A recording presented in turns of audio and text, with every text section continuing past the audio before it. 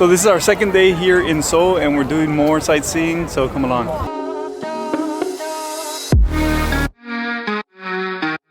So we're here for the breakfast and they have a good amount of options. This is actually included with our stay because we are titanium class members with Marriott. Usual, a ton of different things. Egg station, fruits, veggies, coffee. Pretty good. Oh, and check out this robot that takes all the dishes. It's pretty cool. There's lots of breakfast options. I went with the classic American things like bagel and hash browns and bacon. And then the only thing different that I got was they had some different types of dim sum. So I'm gonna try some of these. I had put some soy sauce on them. It's good. It's got veggies like onion, maybe cabbage and pork. And this green one, I thought this was like a fun color. Maybe also cabbage. This one's more veggie heavy. Now I got some bacon. Bread pudding is the main one that I wanted to get. We tried it yesterday. It was pretty good. And then of course just some regular stuff like bacon, sausage, and hash brown. We both got orange juice, but there's other juices there as well. So you can try different things. So now that we're done with breakfast, we're back in the room. Actually, Andrea's in the room, and she'll give you the room tour. We did get upgraded, so we have a bigger room than what you normally get, but we'll show you right now. We're here at the 4 Points Sheraton Hotel. We got upgraded to a larger room that has 3 beds. Here's the entryway, and we've got a fridge and a little coffee pod tea area here.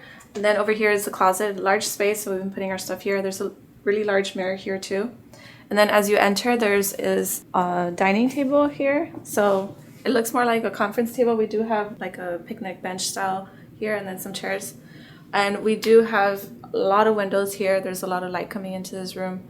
You can see into the city and we can even see the Seoul Tower from here. Over here is the living area. So we have a nice couch with a big TV and a coffee table. And then here are the 3 beds. So we ended up using only 2 of them. And then over here, there's the bathroom. So there's these pocket doors, so if you want more privacy, you can just close these. But there's a large shower. Comes with a bathtub, and then there's like body wash and shampoo and stuff like that in there too. Like this mirror, and there's a lot of counter space. And then over here is the toilet, which is like a Japanese style toilet, so it comes with heated seats and everything. So we're about to head out to the Seoul Tower, but before I just wanted to show you here this lobby. Pretty cool, very modern, and they have a bar right here. So let me show you over here that they have another sort of like sitting area. See a popcorn machine. I don't know if they actually make popcorn, but this is a really nice area. Got a TV. Just overall, I really like the aesthetic, and with all these windows here. As you can see today, there is no line. We were able to walk all the way to the top.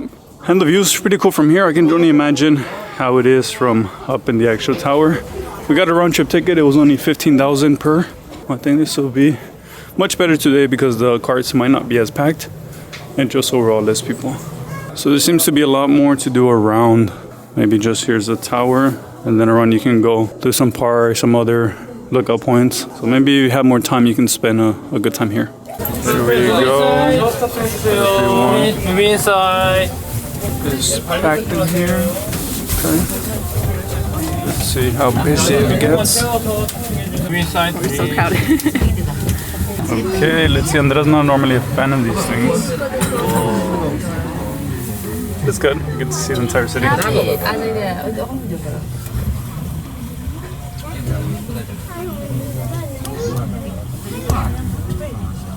So once you get off, you turn left, and there's still more steps. So just come prepared for that. And there are some like snack shops, places you can buy stuff here. So you have that option. Fresh from the stairs. It's nice. It wasn't as long or as tall as I was expecting it to be. I thought you would end up inside the tower, but you just went up a few hundred feet. I don't know. Seems people bring their locks for the bridge here, but we didn't bring anything today. This is nice. People sign their names. Seems like all types of languages. So there's a lot of things to do up here. You can see there's this pagoda here. This is the tower, which we'll find out if you have to pay extra. But there's different lookouts that you can see all around the city, and then different paths for you to walk around. So there's plenty to do. So I think it's worth what we paid for. I don't think it was too much. Andrea just said that if you don't have money, or maybe you don't want to spend on paying for the cable car, you just walk up. She was like, it doesn't seem that high. But she got winded right here for the steps that were maybe like at most 20 steps. But And she thinks she could have walked all of this without it being a big deal. But you take your snacks and your water and you take a break. You can do it. She wasn't gonna make it. It's pretty cool to be able to see all the city, and I think we've become a fan of these cable cars and just being up here and seeing in different cities we've gone to. It's amazing. We're just sitting down like thinking about all the things that we can see from up here. I don't know how well you can see this, but right around here is where we were yesterday. And then this is the way that we walked up this way. And then our hotel is somewhere around this area. So this is actually cool because they let you in. They were telling us how they would light up these towers of smoke to alert people of either there were some attack, some danger or something. It's good to see the reenactment because most of the times when you come to sites like these, you kind of just like leave it up to your imagination. You have to read off the little displays and stuff. But I like seeing the outfits on and the people showing us what those signals actually meant. So let me remind you, these were the steps that Andrea was struggling with. Not that many, but she said she could climb this mountain like nothing. Okay. Going up. So we came to another palace, and this one is free as well. You only have to pay if you actually want to go into the actual palace. But for us, we'll just walk around, and it's also here where you can go into a museum. We won't be going there because we don't have as much time. And then from here, we'll go to another palace. It did only take us around 15 minutes to get here from the cable car, so that was pretty quick. And we're walking, you can take the metro, but we'd rather just walk and see things as we're walking. So you can see some of the palaces here, and then the museum is over here.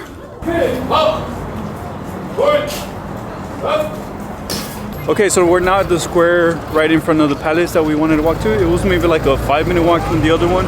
And there's a big statue behind me, supposed to be one of the most famous kings of Korea. And there's some shops over here. And also we were able to see this palace from the cable car up top. So that shows you how big it is because it's kind of far. Oh, this one's way bigger, and there's a lot of people here. A lot of people trying to take photos. And oh, they have the guards here as well. I've been here once before with my uncle, but Andrea hasn't. And it's still good to come back, of course, after over 10 years since the last time I was here. We were just standing next to him to get photos. Should I go? It seems so weird.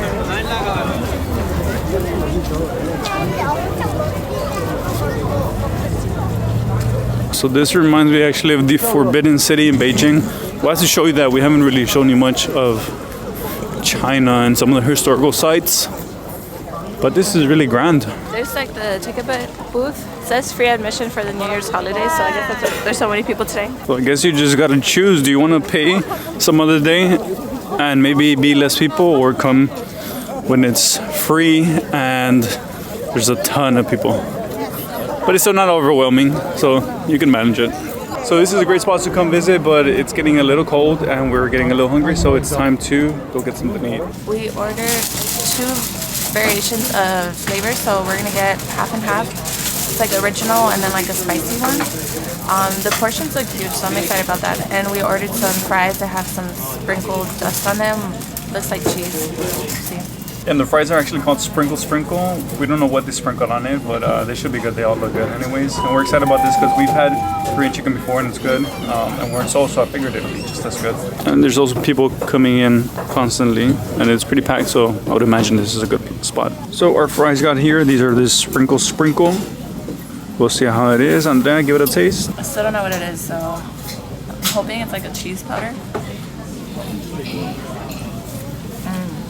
Okay, it's like those popcorn flavors that you put, maybe like the cheese flavored. And it's got like a little bit of garlic. It's pretty good. Thank you. It's a big portion. They gave us these gloves to use. I feel weird eating with gloves, so I'm just gonna use my hands.